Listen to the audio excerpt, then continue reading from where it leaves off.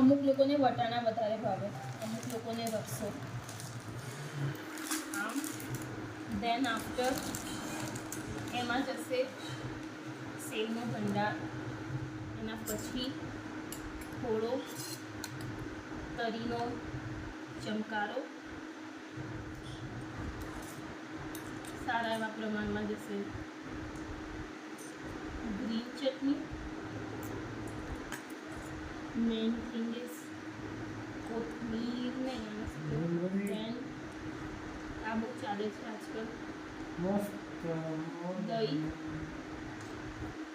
Then if someone need તો લીંબુ, નહીં તો પછી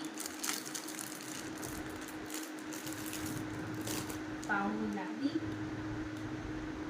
This is inside. Now 2 minutes.